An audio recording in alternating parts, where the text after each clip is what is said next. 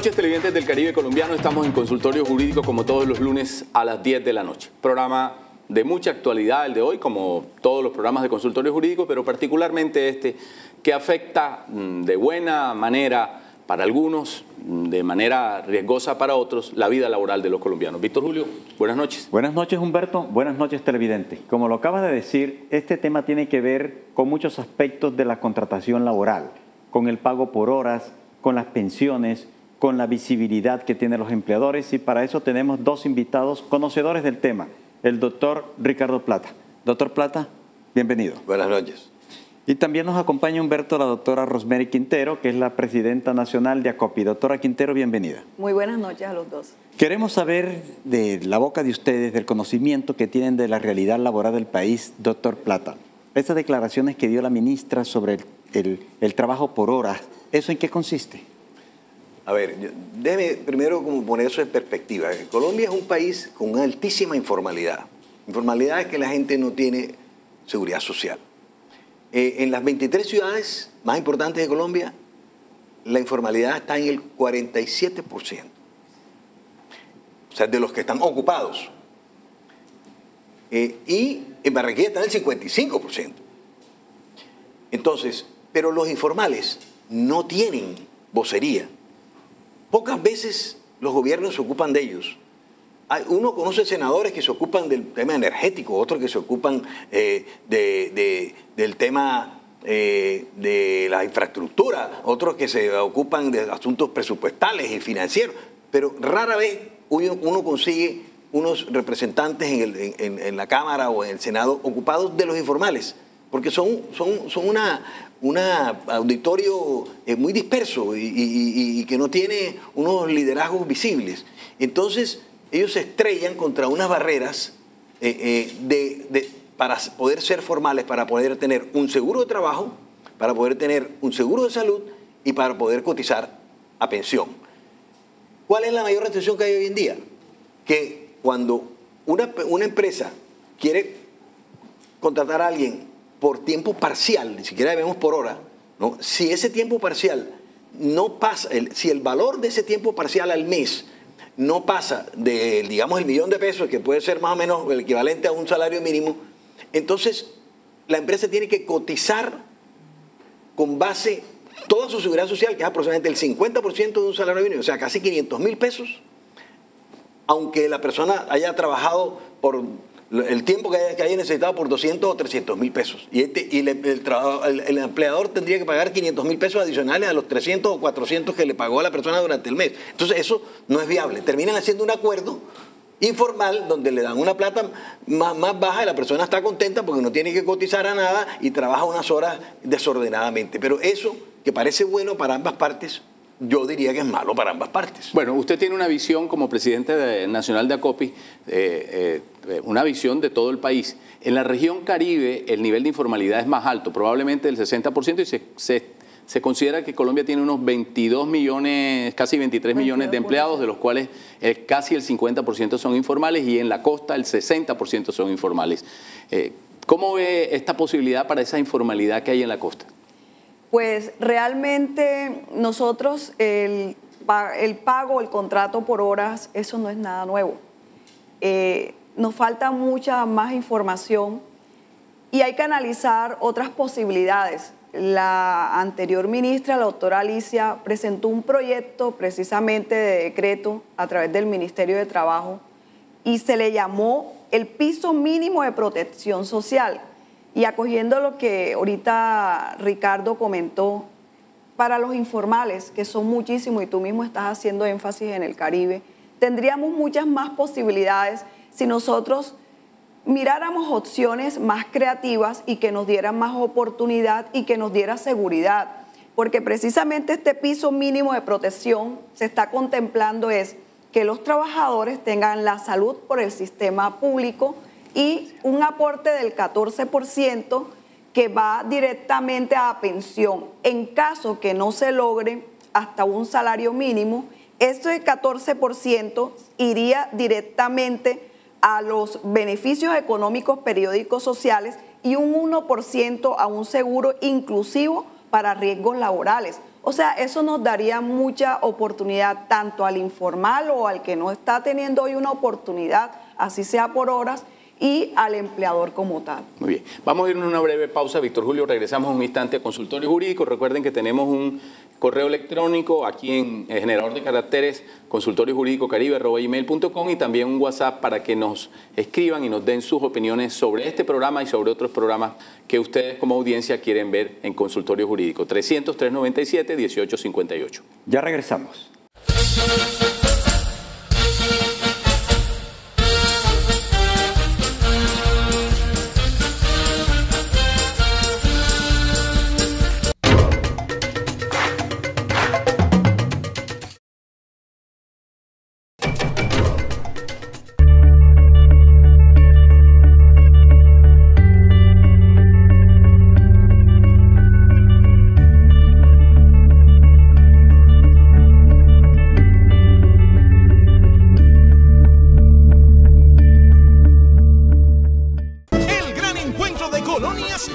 Ana del Castillo y Natalia Curvelo. La Habana Club Orquesta. Rafa Manjarres y Juancho de la Espriella. Juan Piña y su orquesta. Parque del Sol. Domingo de Carnaval. Desde las 5 de la tarde. Invita Lora Producciones. César Acosta, especialista en pedagogía de la lengua escrita, corrector de estilo, capacitador en redacción y ortografía. Celular 315-766-0036. @CésarU21. El gran encuentro de colonias presenta Gaiteros de San Jacinto, el gran juglar Adolfo Pacheco, la banda del Guamo y el rey de los pueblos, Farid Ortiz. Parque del Sol, domingo de Carnaval, desde las 5 de la tarde. Invita Lora Producciones. Muy bien, regresamos a Consultorio Jurídico. Recuerden que este programa se hace con el objeto de darle conceptos e información independientes sobre diversos temas de la vida pública en Colombia. Víctor Julio. Doctora Quintero, la legislación laboral colombiana, que viene de 1950, ya contemplaba el trabajo por horas. O sea, no es una propuesta nueva. ¿Cuál es la propuesta que están haciendo? Si ya eso viene desde cuando se expidió el Código en Colombia. Precisamente lo que te mencioné anteriormente, el piso básico de protección social, y lo otro es, nosotros, que se suma a todo el ruido que se viene haciendo si necesitamos una reforma laboral o no. Si nosotros hacemos un inventario de todos los cambios sustanciales que se han tenido en materia de licencia de maternidad, de los días que se dan por luto hasta 4º grado de consanguinidad y una serie de cambios que se han dado. Y adicional, si revisamos los proyectos de ley que hoy cursan en el Congreso de la República, son significativos y de gran impacto precisamente para algo que se llaman los costos salariales y no salariales del valor total de la nómina, que están entre un 53 y un 56% adicional al recurso que percibe directamente el trabajador. Y nos preocupa, por otro lado, también el nivel de desempleo, que queremos que se reduzca ese porcentaje, que sean más las personas que tengan oportunidad de trabajar. En ese orden de idea, aquí no estamos hablando de nada distinto y aprovecho, sí necesitamos una reforma laboral, que debemos ser muy serios, muy juiciosos y no mediáticos y hacer un análisis profundo y de análisis estructural de lo que nosotros necesitamos como código sustantivo del trabajo y no proliferen tantos proyectos de ley que dependen de la creatividad de unos cuantos y no miden precisamente el impacto en generación de empleo. Muy bien, le preguntamos al presidente intergremial del Atlántico, Ricardo Plata, si bien la propuesta del pago por horas a informales y desempleados puede tener éxito, ¿no se corre el riesgo de que algunas empresas aprovechen esas circunstancias para ir despidiendo empleados que están en la nómina con un salario representativo y traten de bajar la nómina pagando estos salarios? Por ejemplo, el salario mínimo por hora equivale a 5.000 y pico de pesos la hora, con el diferencial a 8.000 pesos, que no alcanza para mucho. Bueno, yo creo que esos temores están más en la imaginación. Porque si una empresa tiene 50 empleados y los necesita, porque si no, no los tuviera, entonces, ¿qué saca la empresa con cambiarlos de formato de trabajo para que trabajen de todas maneras de tiempo completo a las mismas tasas, que es el equivalente de dividir el salario por el número de horas?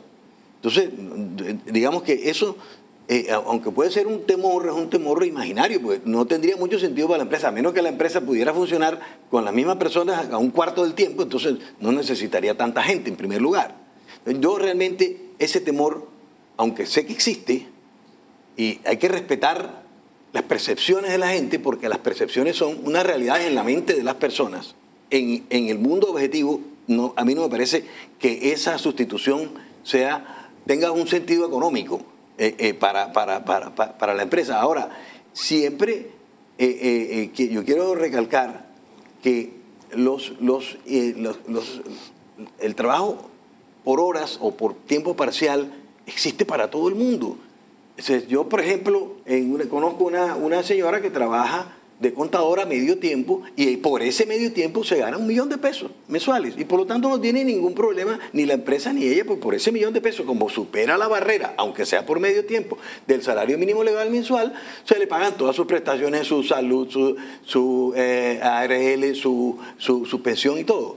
Un ingeniero que si supongamos que el salario completo del ingeniero fuera $4 millones, pero que él quiere trabajar unas horas, no todas las horas del día.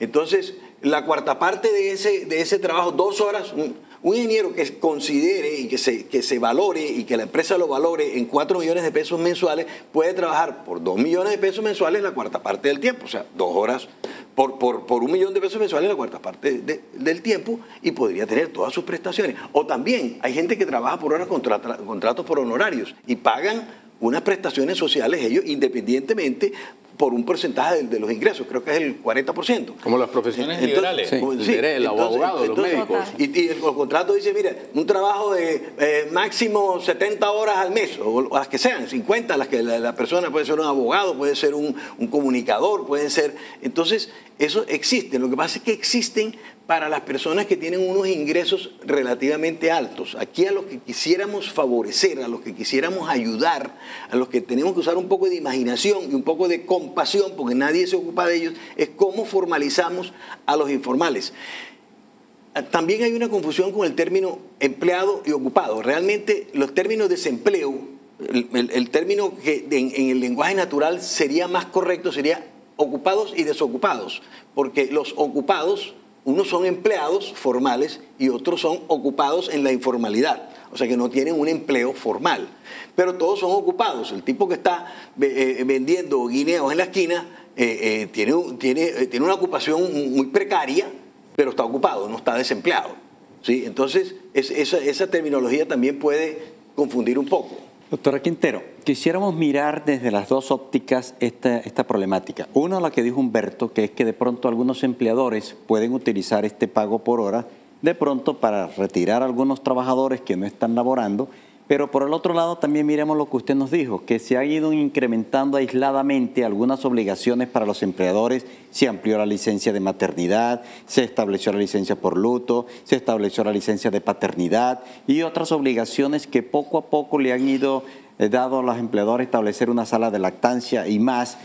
¿Cuál es el papel de los empleadores, además con una vigilancia que hace la UGPP sobre el cumplimiento de las obligaciones que ellos tienen? Mira, realmente cuando uno mira el desempeño empresarial, mira los diferentes indicadores, el margen de rentabilidad, porque hay una empresa que coloca un capital, está asumiendo un riesgo y se supone ella debe generar un margen de utilidad para crecer, porque esa es también una mala percepción que existe, que es para egoísmo de una persona, unas cuantas personas que son los propietarios. Eso no es así. En la medida que la empresa pueda crecer, expandir su estructura, genera más empleo y muchas más posibilidades. Cuando nosotros estamos hablando de una modalidad de contratos por hora, primero, no sería el primer país que está considerando esta modalidad. Segundo, sería una modalidad más a las ya existentes. Simplemente yo como empleador tengo la opción de tener unas diferentes formas de contrato o modalidades. Yo utilizo en la medida del tiempo incluso el que yo requiera. Las empresas todas viven unos picos bastante significativos en altas temporadas que necesariamente tienen que incrementar su producción, pero algunos procesos productivos no requieren de contratar nuevas personas por tiempo completo.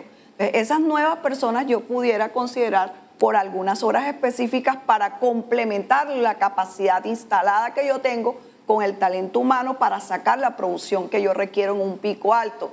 Eso es desde el punto de vista del empleador. No hay que mirar las cosas de que yo voy a cambiar una estructura, porque acuérdense que quien está arriesgando más en una mala decisión como esa, que la que se está considerando de que cambiemos los contratos, es el dueño de la empresa, no solamente el trabajador pierde la oportunidad de pronto de un ingreso, pero el empleador pierde su capital o coloca en riesgo su capital. Desde el otro punto de vista del empleador y de las condiciones de generar empleo en Colombia, que no es nada fácil, es un esquema muy inflexible, por llamarlo así. Vea, Colombia y la mayoría de los países latinoamericanos tienen problemas de productividad. Y tú como empleador, si quieres hacer un reconocimiento a un trabajador porque es altamente productivo, sencillamente tienes una entidad que te vigila y que te puede sancionar, que puede significar hasta el cierre de la empresa, porque son sanciones exageradamente altas, simplemente porque tú puedes dar un beneficio adicional y puede ser malinterpretado. ¿En qué sentido? De que es un beneficio que tú estás dándole a tu trabajador para de una u otra manera hacerle el quite a las leyes laborales, y así no es. Entonces yo creo que el país es hora de repensar la estructura de generación de empleo pensando en el trabajador y en el empleador y no satanizando a ninguna de las dos partes. Como este programa o este tema en particular sobre este programa es ampliamente socializado por redes, un televidente nos envió una pregunta. Dice, ¿cómo evitar despidos y contratación inmediata en estos casos? ¿Esa ley tiene el músculo suficiente para evitar que eso ocurra? Bueno, esa ley no existe todavía. Sí, el proyecto. Pero yo no conozco el texto exacto. Pero lo que yo me preguntaría es que la verdad es que a mí me sorprende y me extraña cuál sería la lógica de alguien que quisiera hacer eso. O sea, pensemos, un tipo trabaja 8 horas. Si yo lo necesito 8 horas, lo tengo que contratar por horas, por 8 horas. Y antes también lo tenía contratado por horas, por 8 horas. ¿Qué estoy ganando ahí? Nada. Ahora entiendo que el televidente se refiere al salario anterior del despedido y al nuevo salario que puede ser más bajo y que por horas implica más bajo en materia de nómina. Por horas por horas no debería tener que significar más bajo. Más aún, si de mi parte estuviera, cuando tú trabajas por horas, deberías ganar por lo menos el doble por hora de lo que significa la división de $1.000.000 de pesos. Entre 200 horas podemos dar 5.000 pesos. Pero tú trabajas por 5.000 pesos porque tienes 200 horas de trabajo y llegas allá a trabajar 8 horas. Pero tú no trabajas por 5.000 pesos si vas a ir 1 hora. Tienes que trabajar por lo menos yo diría por lo menos por el doble o por el triple. O sea, yo pienso que el trabajo cotizado por horas necesariamente es más costoso que la multiplicación de esa hora por el total de horas que tiene el mes. Entonces, eso para mí tampoco tendría mucha razón de ser. ¿Quiénes son los que necesitan? O sea, los ejemplos son infinitos. Un almacén, ni siquiera hablemos de temporada, un almacén todos los viernes por la tarde, de 5 y los sábados de 5 a 8 de la noche y de 5 a 8 de la noche el viernes y el sábado necesitan, en planta tienen 4 vendedores, pero ese día y esas horas, 3 horas el viernes y 3 horas el sábado, necesitan 2 vendedores más. Entonces, tienen la opción de contratar a esas personas por 2 horas más. Un restaurante, cada restaurante tiene sus picos, algunos serán al almuerzo, otros serán a la comida, unos serán unos días a la semana. Entonces necesita unas horas al día, unos días a la semana, a más meseros de lo que tiene en la planta. Entonces contrata 2 tipos por unas horas a la semana. Ahora, ¿qué pasa? Hay mucha gente que quiere, necesita o prefiere tener la opción de un trabajo por horas. Las madres que tienen niños pequeños, muchas madres quisieran poder tener un trabajo por hora. Quisiera que la legislación laboral les facilitara tener contratos por hora para ellos turnarse con la tía, con la hermana, en el cuidado de los niños. Los estudiantes quisieran tener muchos trabajos por hora. Y estos dos grupos sociales, las madres jóvenes y los estudiantes jóvenes, hombres y mujeres, son los más proclives a caer en la informalidad, porque no tienen unos mecanismos amables con ellos, una legislación amable para con ellos, para contratar y tener seguridad social. Muy bien, vamos a irnos a una pausa. Cuando regresemos, a propósito de estudiantes, Víctor Julio, vamos a tener preguntas de estudiantes universitarios.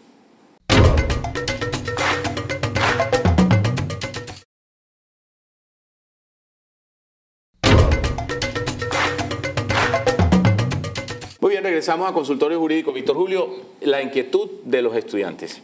Sí, Humberto, porque el tema precisamente le interesa a ellos. Y hemos invitado tres estudiantes se han acercado a nosotros para formular unas preguntas. Adelante. Hola, mi nombre es Isabela García y soy estudiante de Derecho de la Universidad del Norte. Mi pregunta es, ¿qué aspectos se deben resaltar de esta propuesta de reforma desde el punto de vista del trabajador y desde el punto de vista del empresario? Muchas gracias. Hoy en día ya hablamos de que el 47% son informales y no tienen ninguna pensión. Si nosotros logramos que un porcentaje de esos, digamos que 10 de los 47, a través de un mecanismo más flexible, aportaran algo a pensión, así fuera algo menos de lo que aporta una persona de tiempo completo, estaría avanzando en ese proceso. Pero además yo quiero también que tengamos esto. Una persona que trabaja unos años de su vida de tiempo parcial no tiene por qué quedarse toda la vida trabajando de tiempo parcial. Puede ser algo por sus circunstancias, en un momento de la vida que le interesa, que le importa, que tiene unas limitaciones, un papá enfermo, unos niños pequeños, unos estudios que realizar, y entonces le conviene trabajar unas horas. Después, cuando se gradúe, cuando el niño esté más grande, puede trabajar de tiempo completo. Pero por lo menos en ese tiempo que trabajó de tiempo parcial, le estuvo aportando a la pensión que de otra manera no le hubiera aportado nada. Buenas noches, mi nombre es Kevin Pacheco, estudiante de Derecho de la Universidad del Norte, y mi pregunta es la siguiente. ¿Podrá el trabajo por horas dificultar a los trabajadores para garantizar su pensión de vejez? Realmente, si flexibilizamos la manera de que las personas que trabajan por horas dejen de ser informales, que es, en el caso mío, la mayor preocupación, entonces esa persona va a poder comenzar a aportar de pronto en menor cuantía, o naturalmente en menor cuantía, porque es por unas solas horas que está trabajando, a su pensión. De no ser así, no aportaría nada.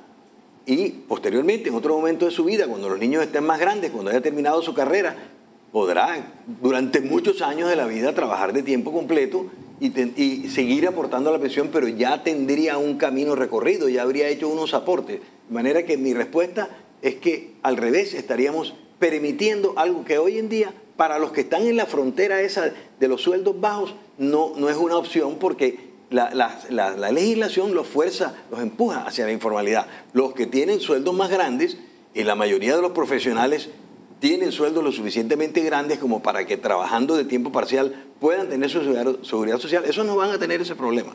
Mi nombre es Juan Sebastián Mendieta, estudiante de la Universidad del Norte. Sé que toman la medida del pago por horas como reducción de la informalidad, pero yo hago un análisis. Yo creo que lo que puede pasar realmente es que reduzcan personal y empiecen a contratar mucho más por prestación de servicios. Entonces, me gustaría saber qué podría pasar realmente. Cuando nosotros estamos hablando de la modalidad de contratación por horas, que sería una más de las tantas modalidades que hoy existen, en ningún momento se está dando la posibilidad o pensando que el aporte a todo el sistema de seguridad social de ese trabajador esté por debajo del salario mínimo. Y por eso, precisamente por el proyecto de decreto que se está contemplando desde el Ministerio, hay diferentes opciones para compensar que se dé la posibilidad, por un lado, de la sumatoria de los diferentes ingresos, porque un trabajador por horas puede estar hoy aquí y en la mañana y en la tarde en otra empresa. Si sumando esos dos ingresos no alcanza para hacer el aporte sobre el salario mínimo, de todas formas hay que hacerla con el salario mínimo de parte del empleador, sumándole los servicios sociales que ofrece el Estado, sobre todo en salud. Bueno, muchísimas gracias. Las preguntas y respuestas de nuestros invitados, las preguntas de los estudiantes jóvenes universitarios que tienen sus inquietudes, Víctor Julio. Agradecerle a Humberto, al doctor Plata y a la doctora Quinteras habernos acompañado para ilustrar a nuestra comunidad sobre este tema tan importante. Muchas gracias. Y a ustedes televidentes lo esperamos en un próximo programa de Consultorio Jurídico.